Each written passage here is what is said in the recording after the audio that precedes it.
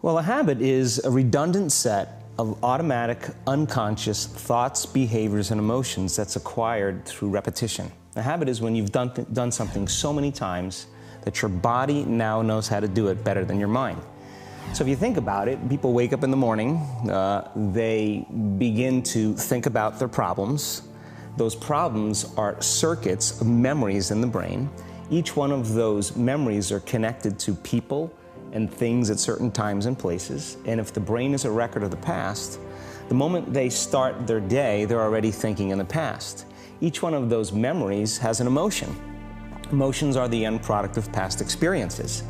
So the moment they recall those memories of their problems, they all of a sudden feel unhappy, they feel sad, they feel pain.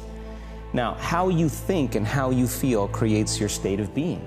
So the person's entire state of being when they start their day is in the past.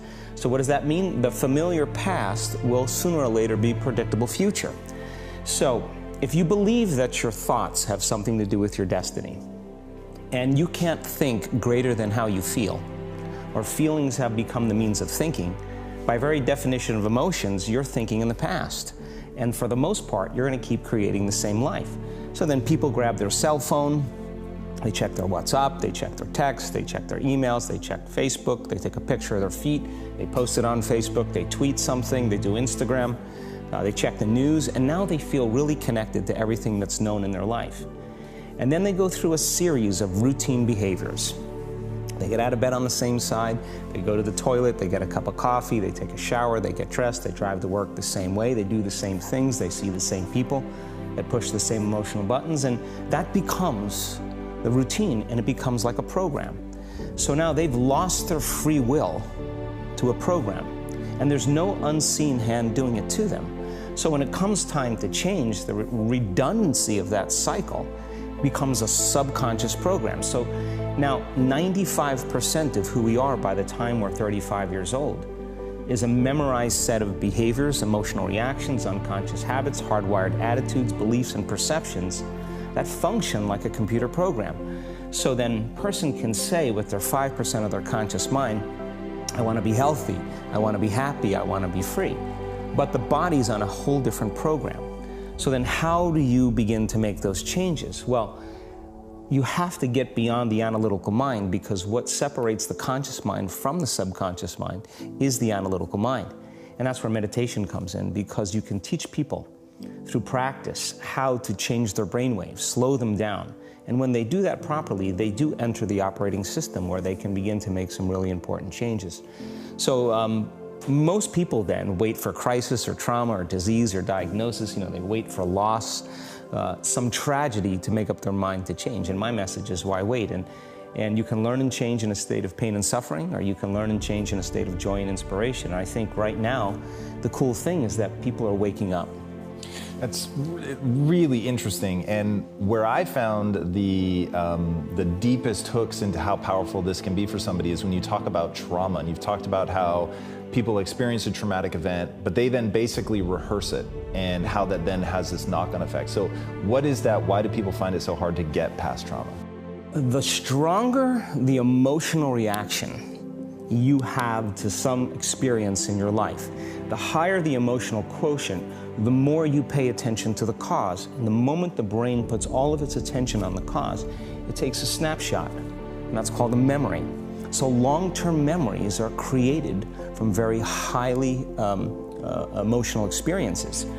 So what happens then is that people think neurologically within the circuitry of that experience, and they feel chemically within the boundaries of those emotions. And so when you have an emotional reaction to someone or something, most people think that they can't control their emotional reaction. Well, it turns out if you allow that emotional reaction, it's called a refractory period, to last for hours or days, that's called a mood. I say to someone, hey, well, what's up? You say, I'm in a mood. Well, why are you in a mood? Well, I had this thing happen to me 5 days ago, and I'm having one long emotional reaction. If you keep that same emotional reaction going on for weeks or months, that's called temperament. Why is he so bitter? I don't know, let's ask him. Why is he so bitter? Why are you bitter? Well, I had this thing happen to me 9 months ago.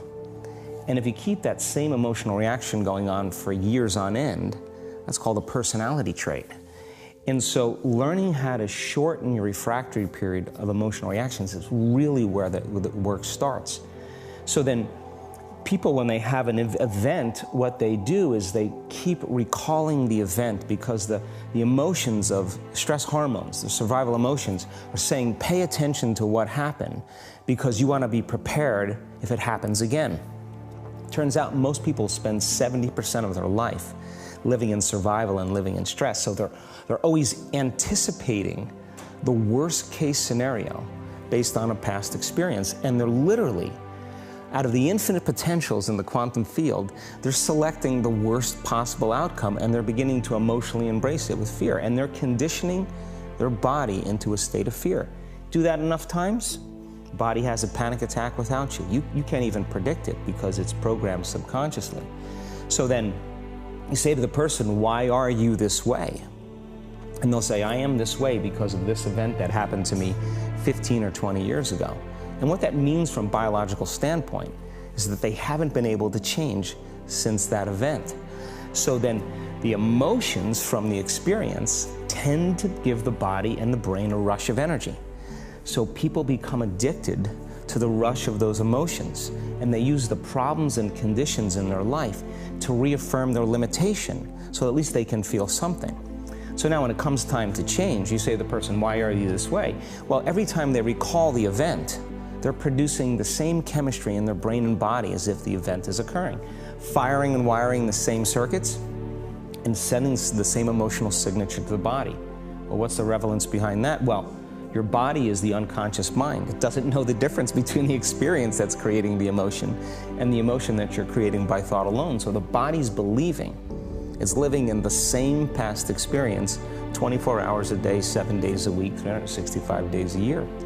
And so then when those emotions influence certain thoughts, and they do, and then those thoughts create the same emotions, and those same emotions influence the same thoughts, now the entire person's state of being is in the past.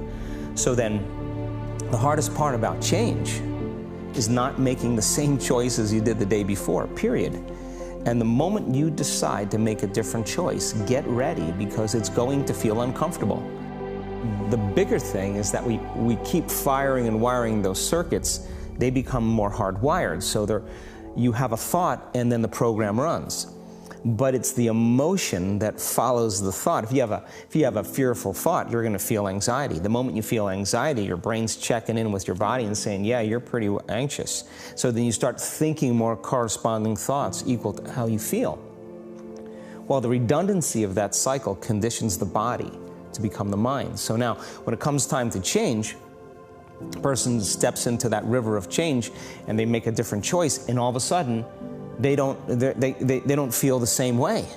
So the body says, well, you've been doing this for 35 years. You're going to just stop suffering and stop feeling guilty and stop feeling shameful, and you're not going to complain or blame or make excuses or feel sorry for yourself. Well, the body's in the unknown.